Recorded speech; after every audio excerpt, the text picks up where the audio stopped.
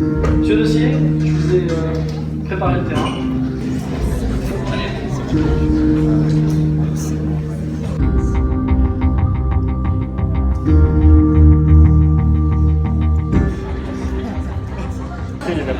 Mesdames et messieurs, bonjour. Je suis ravi de vous retrouver pour ce cours de droit des sociétés.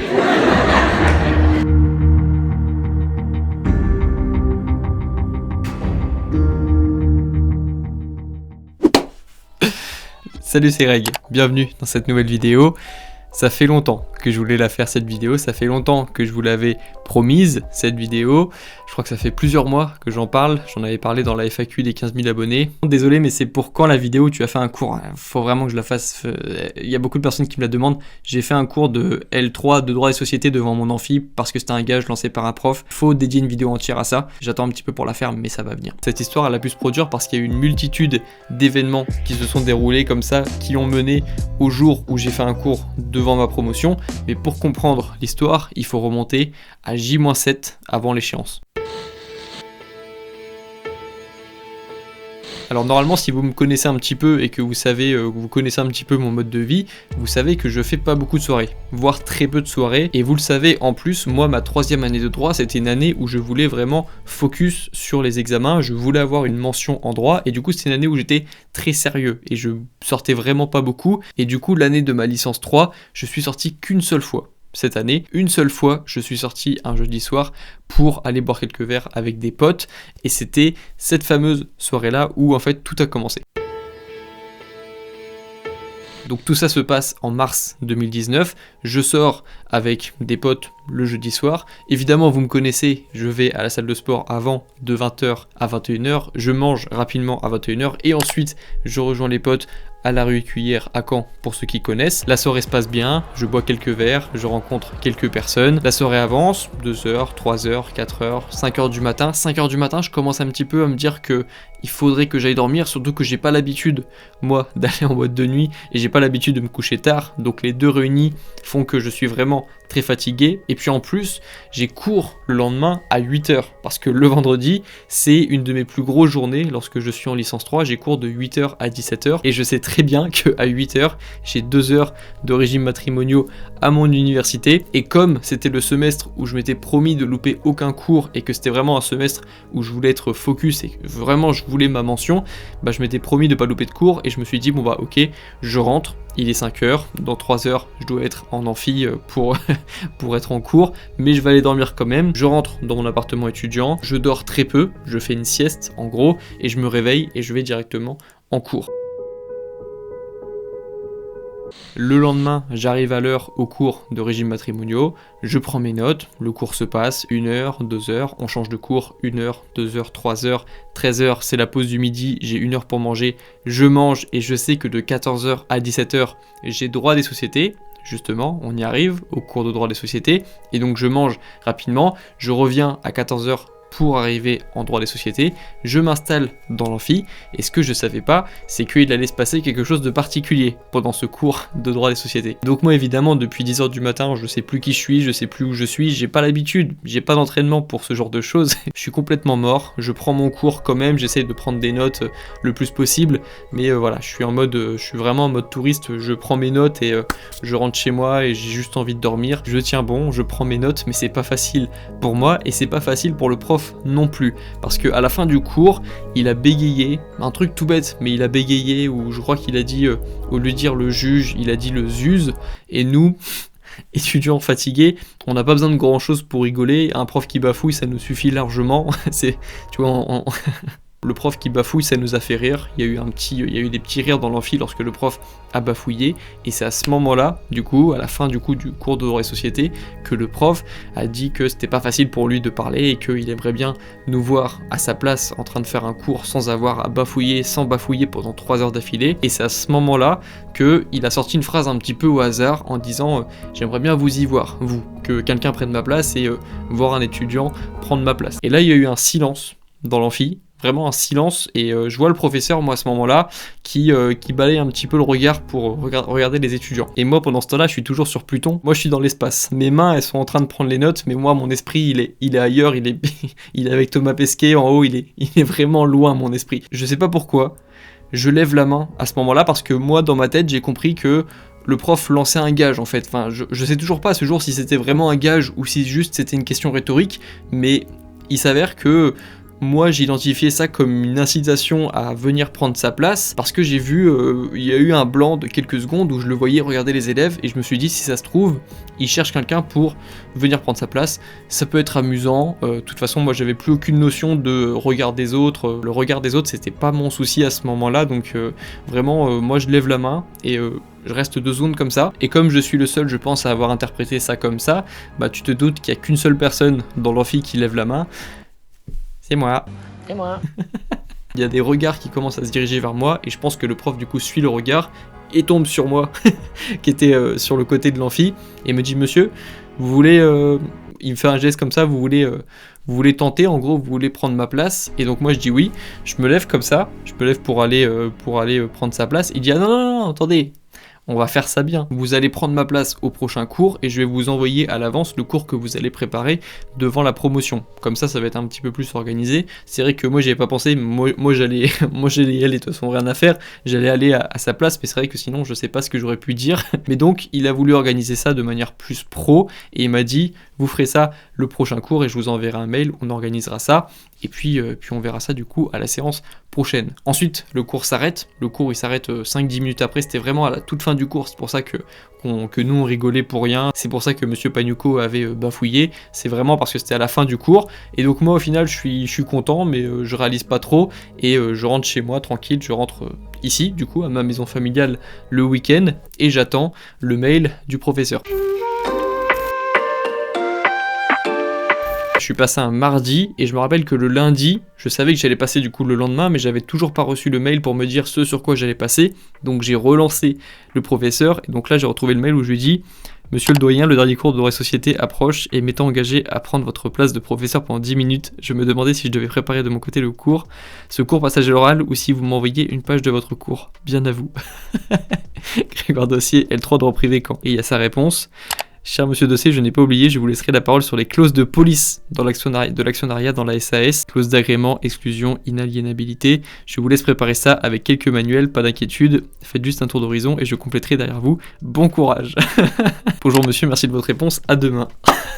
Voilà, donc c'est ça, les clauses de police dans l'actionnariat, et au début je commence à bugger, et puis je me rends compte que c'est quelque chose qui est quand même assez documenté dans les manuels, et donc avec des manuels, j'arrive à me faire une page double, je crois, de préparation, pour me préparer à ces 10 minutes devant ma promotion, que je connaissais très peu au final à l'époque, parce que j'étais arrivé seulement l'an dernier à Caen, donc j'étais un petit peu quand même nouveau, enfin je me sentais nouveau, et c'est pour ça que cette anecdote elle m'a vraiment marqué, et on en reparlera du coup à la fin de la vidéo. Je sais pas trop à quoi m'attendre, mais je me rappelle que ça m'amusait quand même, je regrettais pas d'avoir levé la main pendant que j'étais sur Pluton, et donc au final j'étais quand même assez content de ça, c'était le dernier cours, il n'y avait pas trop de pression, les examens étaient dans plusieurs semaines, donc on avait un peu le temps de rigoler, et du coup je prépare mon cours, j'ai ma feuille double, je prépare une belle chemise pour le lendemain, pour aller à fond dans mon rôle de professeur adjoint, je vais dormir, et puis on arrive du coup au jour J.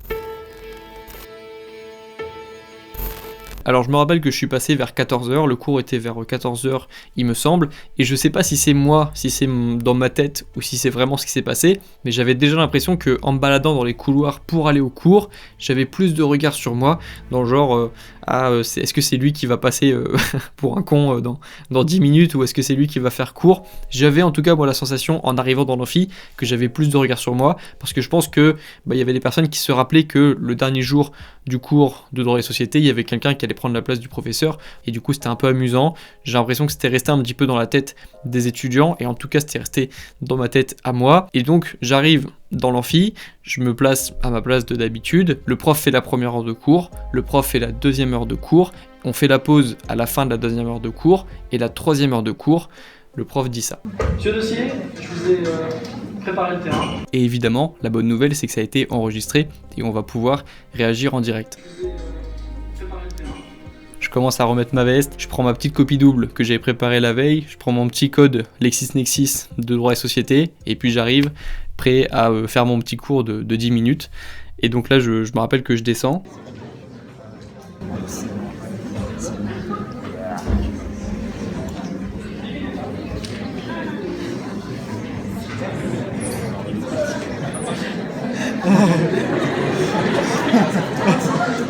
et là je crois qu'on était 300 dans l'amphi, mais moi ressenti on était 3000, hein. Vraiment je trouvais qu'il y avait beaucoup de monde, et puis vraiment on a cette sensation d'être tout en bas de l'amphi, et c'est vrai que on n'a pas l'habitude, nous étudiants, d'avoir cette vue là. Je découvre le micro, enfin bref, je me mets à ma place de professeur, je découvre mon rôle, et puis vous allez voir que ma tête, j'ai la tête de quelqu'un qui est quand même assez étonné de ce qui se passe.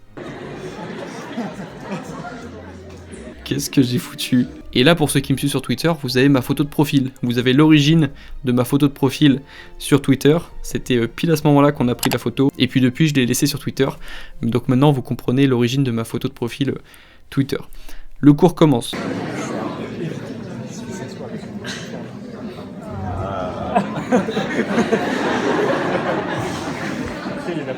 Mesdames et messieurs, bonjour. Je suis ravi de vous retrouver pour ce cours de droit des sociétés.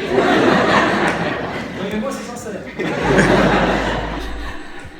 vous parler des clauses de l'actionnariat dans les SAS pendant 10 petites minutes. Donc pour ce dernier cours de droit des sociétés, et également pour nous un des derniers cours de L3, j'espère. Donc voilà, je vais parler de ces clauses. Donc ces clauses, elles sont utiles dans les SAS, elles sont autorisées par le législateur. L'article toujours L227-1 et suivant. Elles sont utiles, ces clauses, parce qu'elles permettent, dans le cadre de la SAS, qui est une société à mi-chemin entre une société de personnes et une société de capital, de contrôler l'actionnariat au sein de la SAS, de contrôler les entrées, les sorties dans la société, ou alors par volonté de garder un cercle d'actionnaires qu'on connaît, un noyau dur qu'on a envie de conserver dans la société au sein de la SAS. Donc ces clauses, elles sont principalement au nombre de 3. Je vais vous parler de la clause d'agrément, la clause d'inaliénabilité et la clause d'exclusion. Je fais un petit point d'ailleurs parce que vous entendez peut-être, mais on entend beaucoup les claviers des étudiants, et c'était une de mes peurs que en fait, pendant que je fasse cours, les étudiants me regardent comme ça en fait, parce que comme je suis pas un prof, les étudiants ne prennent pas en note mon cours et considèrent que ça fait pas partie du programme.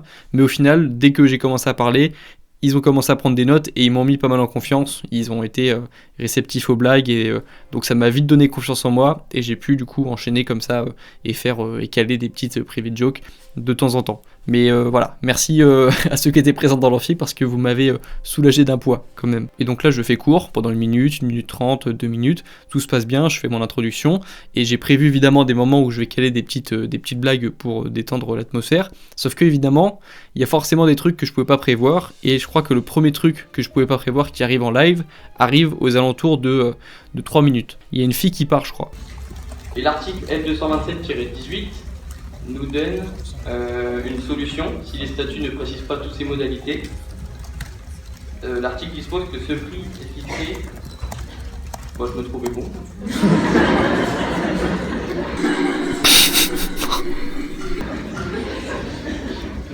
C'est vexant toujours.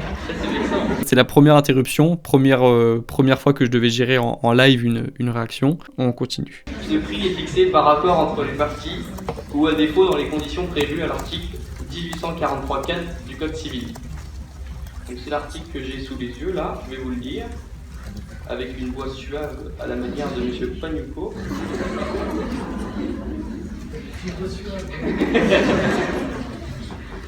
Donc je vous cite le passage intéressant. Dans ce cas, la valeur de ces droits est déterminée en cas de contestation par un expert désigné, il faut fixer le prix par un expert, soit par les parties, soit à défaut d'accord entre elles par ordonnance du président du tribunal statuant en la forme des référés et sans recours possible. On ne baille pas, on se passionne. J'avais toujours envie de le dire. Alors c'est peut-être un détail pour vous, mais pour moi ça veut dire beaucoup, car jusqu'en 2017, le législateur exigeait l'unanimité pour adopter ou modifier une clause d'agrément, c'est-à-dire qu'ils peuvent soumettre toute cession d'actions à l'agrément préalable de la société. Par exemple, si l'actionnaire veut faire rentrer la voisine pour faire plaisir à monsieur le provost dans la société. Putain, c'est ouf! Il y avait déjà la voisine. C'était une private joke, c'est devenu une private joke à moi aussi maintenant, mais c'était pas la même voisine. Et donc là, je déroule ce que j'avais à dire, principe, jurisprudence, là on était à la jurisprudence. Et du coup, comme je savais pas trop comment finir, je me suis dit que j'allais finir sur une petite question, comme ça, pour finir le cours. Et donc là, j'arrive au moment où je pose la question, sauf que moi, je suis pas capable de répondre à cette question, du coup, je dis que je vais laisser le prof y répondre, et au final, ça s'est transformé en blague, alors que c'était pas forcément prévu, mais du coup, ça se termine comme ça. On peut se poser la question, au regard de la jurisprudence sur ces clauses d'exclusion, ces clauses d'exclusion ont-elles toujours un intérêt dans les SAS? Ont-elles toujours une utilité? Eh bien ça, mesdames et messieurs, comme c'est une question difficile, je propose que ce soit M. Panucco qui réponde et que je reprenne ma place sur les bancs de la faculté. Je vous remercie.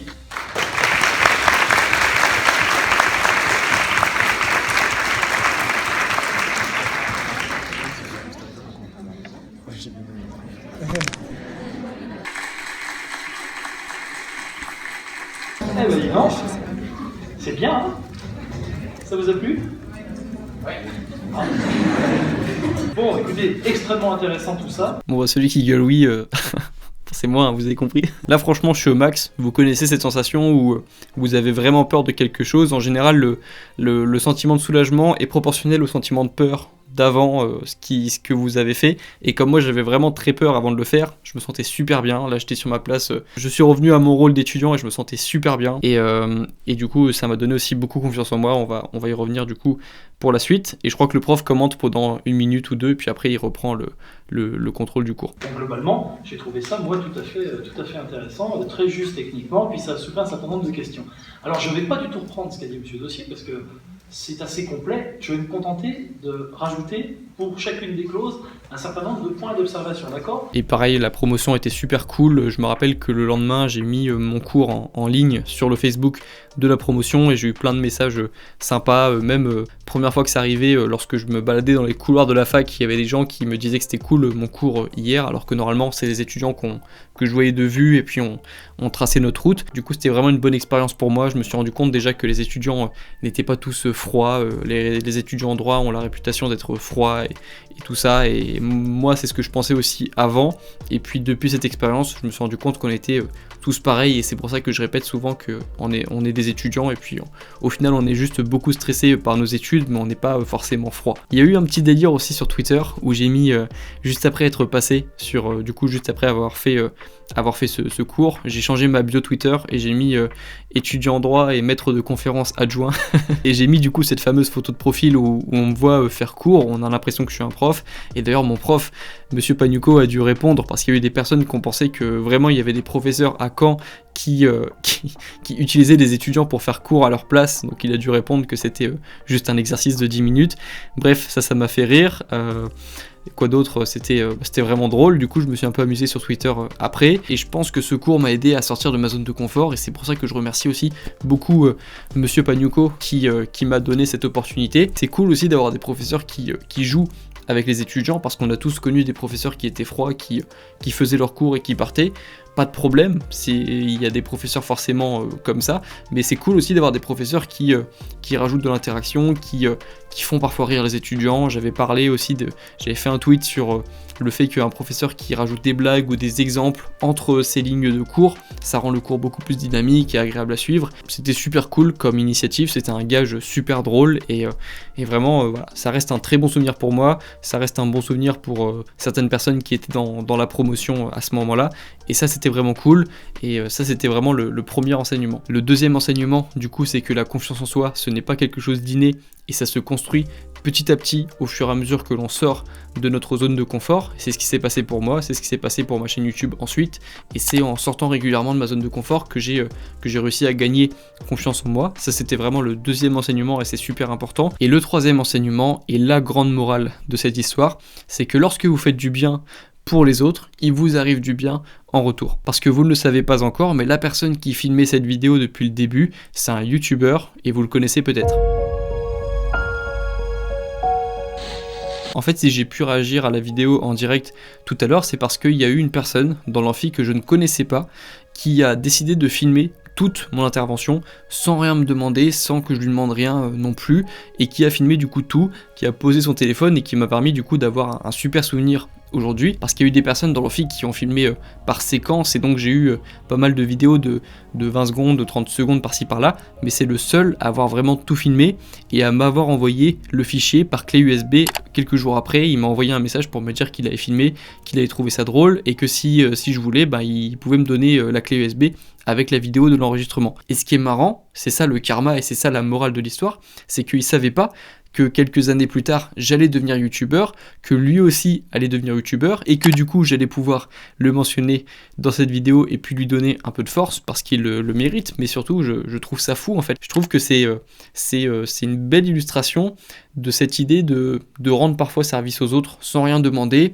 de donner sans attente en retour, et juste, globalement, de faire du bien, en fait, autour de soi, parce qu'ensuite, du bien va nous retomber dessus. C'est un principe que je répète souvent sur cette chaîne, c'est que toutes vos actions, positives comme négatives, auront des répercussions sur vous, sur votre vie, que ce soit maintenant ou que ce soit dans quelques semaines ou dans quelques années, mais toutes vos actions auront des répercussions plus tard. Et du coup, si vous êtes resté jusqu'à la fin de cette vidéo, je pense que vous comprenez pourquoi cette anecdote, elle est si particulière pour moi, parce qu'elle symbolise tout, en fait. Elle symbolise la prise de confiance en moi, en sortant de ma zone de confort, le fait de tenter des choses nouvelles, des choses effrayantes, le fait de saisir aussi les opportunités lorsque on les voit, parce qu'en fait, on sait toujours pas si c'était un gage ou une question rhétorique, mais moi, j'ai vu ça comme une opportunité de tenter quelque chose, même si j'étais pas dans mon état normal, c'est une façon de saisir, du coup, une opportunité. Cette anecdote, elle symbolise aussi le fait de laisser une chance aux personnes, lorsque vous avez la possibilité de laisser les autres s'exprimer, le talent des autres s'exprimer, ou alors juste de laisser un peu la place à d'autres personnes pour qu'elles puissent aussi montrer ce qu'elles savent faire. C'est pour moi une façon de faire du bien autour de soi, et puis évidemment du coup, faire du bien autour de soi, c'est aussi la morale de cette histoire, parce que toute cette vidéo, elle a pu aussi être faite grâce à une personne qui a décidé de faire quelque chose purement gratuitement comme ça pour quelqu'un qu'elle ne connaissait même pas. Et ben voilà, du coup pour l'anecdote du jour où j'ai fait cours devant toute ma promotion, ça restera l'un des meilleurs moments de ma vie d'étudiant en droit, en fait, vraiment top 3 des meilleurs moments que j'ai vécu à l'université, pour toutes les raisons que j'ai expliquées dans cette vidéo. J'espère que vous aurez passé un bon moment à me voir galérer devant ma promotion d'étudiant. J'espère que vous aurez appris des trucs aussi à la fin de cette vidéo. J'espère que vous aurez apprécié la vidéo tout simplement. Si vous avez apprécié la vidéo, je vous invite à liker la vidéo, à commenter ce que vous avez envie de dire par rapport à ce que vous avez vu dans cette vidéo, et à vous abonner à la chaîne. Aujourd'hui c'est une vidéo particulière, mais vous allez voir que les prochaines vidéos devraient normalement beaucoup vous plaire. Et puis nous, on se retrouve très bientôt dans la prochaine vidéo. Bon courage dans vos projets, et bon courage dans vos révisions. Et puis si vous voulez gagner en confiance en vous, sortez les jeudis soirs.